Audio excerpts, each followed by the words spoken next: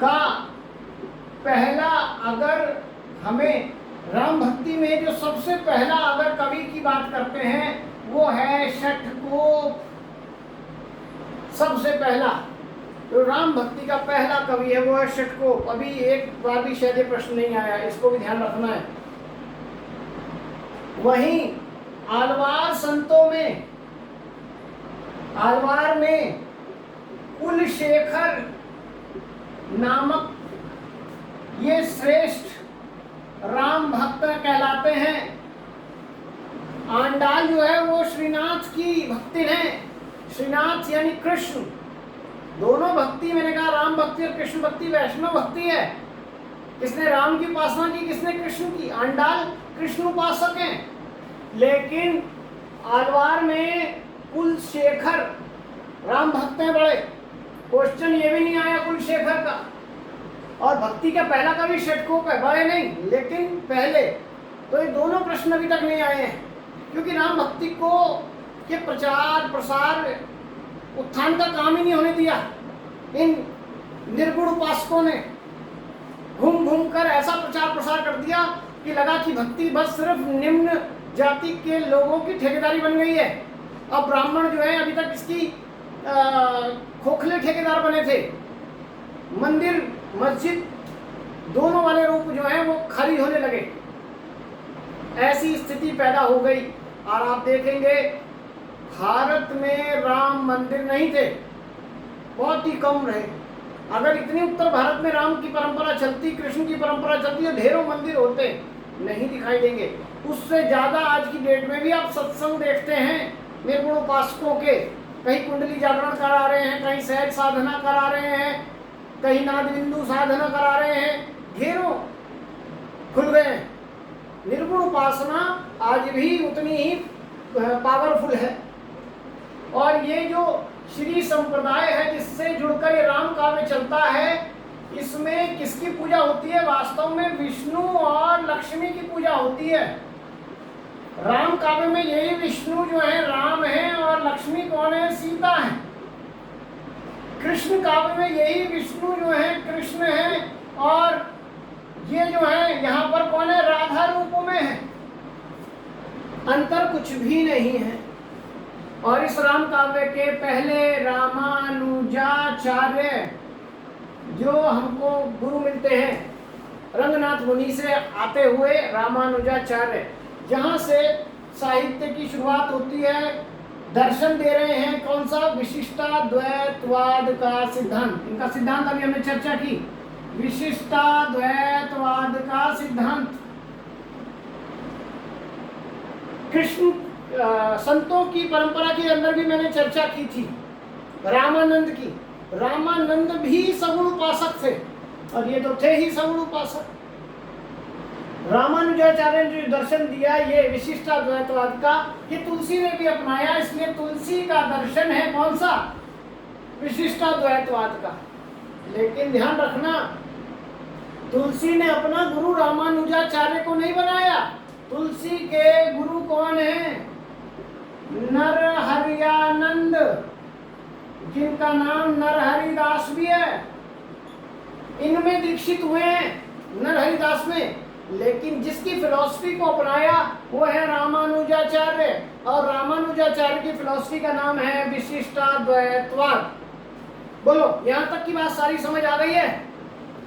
और ये रामानुजाचार्य इतने पूजनीय थे राम परंपरा में कि इन्हें लक्ष्मण का, शेषनाग का, जो विष्णु का शेषनाग है, इनका अवतार माना जा रहा है। ये इनके अवतार हैं, ऐसा तक भी इनको माना गया है। ध्यान रखना। और रामानंद की परंपरा के साथ साथ रामानुजाचार्य का ये रूप आपको देखने के लिए मिलेगा। क्लियर हुआ? रामानंद जो मैंने कहा कि जो कबीर के गुरु हैं, लेकिन वो मूलतः क्या थे? वो भी सगुण उपासक थे। और सगुण उपासकों में भी क्या थे? वो भी राम भक्त थे। रामानंद कौन है? सगुण उपासक हैं, राम भक्त हैं। कबीर के गुरु बन गए, क्योंकि कबीर को जो संदेश दिया था कबीर ने उसे किस रूप में लिया और आंदोलन रूप में निर्गुण कर्म परंपरा में फैलाया। उन्होंने नहीं कहा था कि ईश्वर का सगुण रूप है या निर्गुण रूप है, बस ये कहा था कि ईश्वर को कोई भी भज सकता है, उसके जाति पाति की जरूरत नहीं। कबीर को ये नहीं कहा था कि मूर्ति छोड़कर कोई भक्ति करो मन की, लेकिन कबीर ने वही रूप लिया। रामानंद भी रामानुजाचार्य की तरह सगुण उपासक और राम भक्त कवि हैं। क्लियर हो गई यहाँ तक बात। इनके गुरु कौन है? राघवानंद। कौन है? राघवानंद। और इन्हीं रामानंद को हजारी प्रसाद द्विवेदी के गुरु है ये। कौन? रामानंद। हजारी प्रसाद द्विवेदी ने भी रामानंद को अपना गुरु माना। क्यों माना? क्योंकि विराट चिंतन है इनका। सगुण या निर्गुण में बंद कर नहीं रहे हैं, सगुण उपासक भी रहे हैं, निर्गुण उपासक भी रहे हैं, क्योंकि इनको मालूम है भक्ति के लिए कोई बंधन नहीं है। हजारी प्रसाद द्विवेदी के गुरु है कौन? रामानंद। और इन्होंने, हजारी प्रसाद द्विवेदी ने रामानंद को क्या कहा है? आकाश धर्मा गुरु कहा है। आकाश धर्मा गुरु होता है क्या? आकाश का धर्म क्या है? आकाश बड़ा विशाल है, सबके लिए जगह है उसमें। ऐसे ही रामानंद का जो मन है वो बड़ा है, वह सगुण के लिए भी स्थान है, निर्गुण के लिए भी स्थान है। आकाश धर्मा गुरु का है। हजारी प्रसाद द्विवेदी को गुरु मान रहे हैं कौन? विश्वनाथ त्रिपाठी के गुरु कौन है? हजारी प्रसाद द्विवेदी। और विश्वनाथ त्रिपाठी ने भी अपने गुरु हजारी प्रसाद द्विवेदी को यही कहा कि ये मेरे लिए कौन है? आकाश धर्मा गुरु हैं। क्योंकि हजारी प्रसाद द्विवेदी चाहे संस्कृति चेतना को प्रधानता देते हैं, लेकिन किसी एक रूढ़ी, किसी एक परंपरा, किसी एक वाद, किसी एक विचार से जुड़कर नहीं रहते। उनके सब बराबर हैं, सब एक जैसे हैं, सब अपनी जगह सही हैं। उनका हृदय भी बड़ा विराट है हजारी प्रसाद द्विवेदी का। इसलिए विश्वनाथ त्रिपाठी ने भी अपने गुरु को क्या कहा? आकाश धर्मा गुरु। और जो हजारी प्रसाद द्विवेदी के गुरु हैं उन्होंने अपने गुरु रामानंद को आकाश धर्मा गुरु कहा। बहुत इंपॉर्टेंट प्रश्न है ये। और विश्वनाथ त्रिपाठी ने कहाँ कहा है? इनकी पुस्तक आई थी व्योमकेश दरवेश। व्योमकेश दरवेश किसे कहा? ये व्योमकेश दरवेश हजारी प्रसाद द्विवेदी को, उनके जीवन पर आधारित है। बहुत इंपॉर्टेंट किताब है, इसको व्यास सम्मान मिला है। ये पूछ सकता है आपसे। क्लियर हो गई यहाँ तक की सारी बात? आगे चलें, इससे आगे तो ये गुरु शिष्य परंपरा जो आज की है रामानंद की, वो भी जान लें। वैसे रामानंद के 12 शिष्य रहे हैं, ठीक है, कबीर भी उनमें से एक थे, लेकिन केवल रामानंद निर्गुण उपासक या निर्गुण संतों के गुरु नहीं है, सगुण उपासक भी हैं। ठीक है, क्लियर हो गया? तो आगे चलें। रामानंद जो हैं इनकी पुस्तकें देख लें, संस्कृत वाली हैं, लेकिन क्या पता आपसे पूछ लें।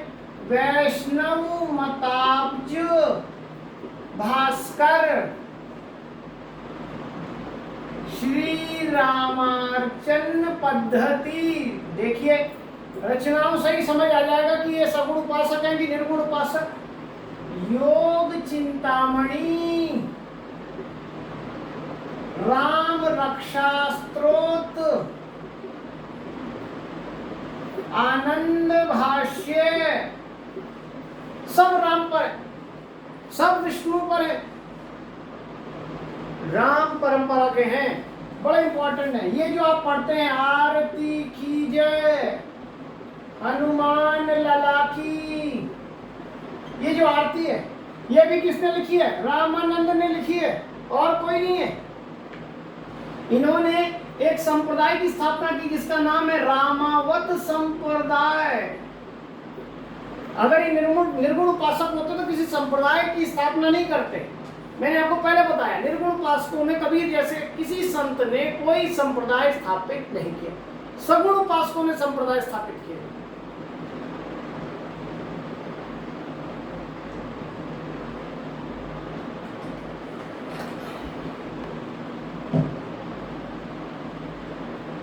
अब आइए, ये जो रामानंद के 12 शिष्य हैं, कई बार उनके नाम पूछ लेता है, शुक्ल जी अलग मानते हैं, हजारी प्रसाद द्विवेदी अलग मानते हैं, रामकुमार वर्मा अलग मानते हैं। तो हम ये जो रामानंद के शिष्य हैं उनके जरा नाम नोट कर लें। शुक्ल जी के अनुसार जो है ज्यादा मान्य रखते हैं, उनमें है अनंतानंद, सुखानंद, सुरसुरानंद, नरहरियानंद, यही नरहरियानंद उनके गुरु बने। भावानंद, पीपा, कबीर, देखिए संत भी, राम भक्त भी सभी उनके शिष्य में आए हैं। सेन, धना, रैदास, पद्मावती, सुरसरी, ये 12 हैं खास। इन सारे 12 शिष्यों में रामानंद के सबसे बड़े कबीर ही हैं, जिन्होंने पूरा आंदोलन चला के अपने गुरु का नाम रोशन किया। ठीक है, कबीर इनमें सबसे बड़े हैं। आइए इससे आगे बात करें। ये 12 के नाम आपको याद कर लें, नेट वालों के लिए ज्यादा जरूरी है, पीजीटी लेवल के लिए भी इतना इंपॉर्टेंट नहीं है, वहां सिर्फ संख्या पूछ लेगा रामानंद के कितने शिष्य हैं, पीजीटी लेवल पर। ठीक है, तो मैं आपको पहले बताया, मैं आपको विस्तार से सारी चीज दे रहा हूँ, आप अपने अपने लेवल के हिसाब से चीजें लेते जाइए, ज्यादा ही मिलेगी कम नहीं मिलेगी, पहले बता दिया। नेक्स्ट, इसी राम भक्ति में एक अग्रदास हैं, वो भी राम भक्ति में बड़े चर्चित हैं। उनकी एक रचना है ध्यान मंजरी, एक रचना है राम ध्यान मंजरी, और एक है अष्टयाम, और एक है रामाष्टयाम। राम पर आधारित है, अग्रदास। और इन्हीं के शिष्य हुए हैं कौन?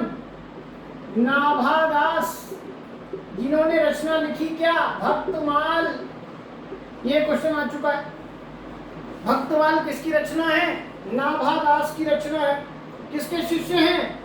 ये क्वेश्चन आ जाए तो अग्रदास के शिष्य हैं।